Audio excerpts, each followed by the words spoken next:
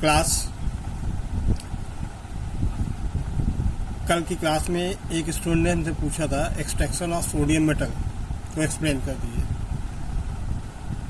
तो बेसिकली इसमें देखिए,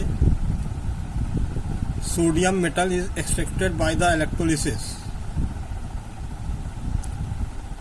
of molten sodium chloride. Electric current is passed in molten sodium chloride. molten का मतलब होगा कि सेमी सॉलिड स्टेट, यानी paste like. when molten sodium chloride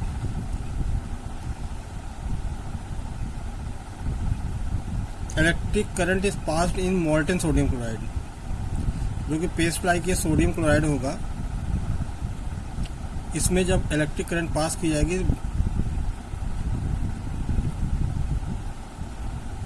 sodium is obtain at the cathode where is chlorine is obtain at the anode. तो यहाँ पे देखिए molten state ये होगी NaCl पेस्ट लाइक। तो अगर एक ब्रेकडाउन होगा तो क्या होगा Na plus plus Cl minus. अब इसमें एक चीज ध्यान दीजिए, दो चीजें यूज हुई हैं, eight the cathode and eight the anode. यानी सोडियम जो है कहाँ मिलेगा, कैथोड पे, और क्लोराइड जो मिलेगा वो एनोड पे। लेकिन क्लोराइड आयन फॉर्म में नहीं मिलेगा और ना ही सोडियम आयन फॉर्म में मिलेगा, ये मॉलिक्यूल फॉर्म में मिलेगा। तो सोडियम आयन, चूंकि यहाँ इस फिगर में देखें आप लोग कि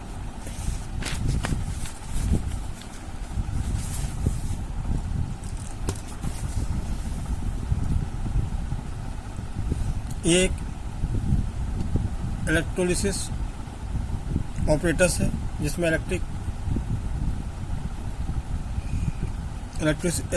करंट पास कराई जाती है। तो मान लीजिए कि यहाँ पे ये मोल्टेन सिल्वर क्लोराइड ले लिया, सोडियम क्लोराइड ले लिएगा NaCl, और ये इसमें एक कैथोड होता है, दूसरा एनोड। इन दोनों को अगर हम मिला के बोलना चाहें कैथोड और एनोड को, तो इसे हम क्या बोल सकते हैं, इलेक्ट्रोड, राइट। सो कैथोड पे चार्ज कैसा होता है, निगेटिव, और एनोड पे चार्ज कैसा होता है, पॉजिटिव। तो देखिए, इससे पहले जो रिएक्शन आपने देखी थी, सोडियम आयन प्लस 1 इलेक्ट्रॉन, यानी वो एक इलेक्ट्रॉन रिसीव कर रहा है, ठीक है ना। और क्या देगा, Na प्लस आयन। तो Na प्लस एक आयन अपने में लेगा, तब वो न्यूट्रल सोडियम देगा, ठीक है, जो कि कैथोड पे मिलेगी। एनोड पे आपको क्लोरीन मिलती है, यानी 2Cl। इसमें अगर आप इक्वेशन देखो, ये क्या था, Na प्लस एक इलेक्ट्रॉन रिसीव किया, और ये Na कहाँ पे मिला, कैथोड पर। इसी तरह 2Cl, तो Cl पे निगेटिव कब आएगा, जब क्लोरीन जो है 2 इलेक्ट्रॉन रिसीव करेगी। तो यहाँ पे 2Cl माइनस, जो कि क्लोरीन फॉर्म में एनोड पे मिलेगी। तो यही आपका एक्सट्रैक्शन ऑफ सोडियम मेटल है। आज हम उसके आगे आपको कुछ चीज़ें और बताएंगे, जैसे कि कोरोजन। तो कोरोजन हम लोग पहले भी पढ़ चुके हैं फर्स्ट चैप्टर में। तो यह डेफिनेशन है, heating of metal by the action of the air, moisture, acid and many other chemical present in the air is called corrosion. The metals are said to be corrode. जो metal जिसका corrosion हो रहा है उसे हम क्या बोलेंगे, corrode metal, या केवल कोरोड बोल सकते हैं। आपको PDF भी भेज रहा हूँ, तो उसमें देखिएगा कि ये चीज़ होगी ज़रूर, लेकिन इसको आपको करना नहीं है। आपको कहाँ से करना, इट इज़, यह डेफिनेशन होगी कोरोजन डालने के बाद। It is important to know that more reactive metal is more than corrosion. For example पे आपको मैंने यहाँ पे टिक कर रखा है, वो यहाँ से यहाँ तक करनी है, ठीक है। हालांकि मैंने इसको शायद कट ऑफ कर दिया है। फिर दूसरा, aluminium vessels lose their shine and become dull when kept in air for a long time. It is because a dull layer of aluminium oxide, जिसको हम प्रोटेक्टिव लेयर बोलते हैं बेटा, ठीक है, is formed on the surface of aluminium. उसके लिए cut करना है। एल्यूमिना यानी aluminium oxide layer formed at the surface of aluminium is called protective layer, ठीक है। Thus thin layer of aluminum oxide layer formed on the aluminum articles protects aluminium from the further corrosion, इसको रोकता है। Prevention में क्या है? Prevention में इसके बाय पेंटिंग पेंट कर लेते हैं, जिससे एयर और मॉइस्चर रिमूव हो जाता है। आप लोग देखते होंगे कि इस समय बरसात के सीजन में देख रहे होंगे, रेनी सीजन में, कि कुछ लोगों के घरों में आसपास की दीवारें जो है क्या हो जाती है, उसमें सीलन आ जाती है, मॉइस्चर अटेम्प्ट कर लेता है। तो अपनी दीवारों को प्लास्टिक पेंट या पेंट से उसको सही करते हैं, तो जो मॉइस्चर को रोकता है, ठीक है, और उसे ड्राई अप कर देता है।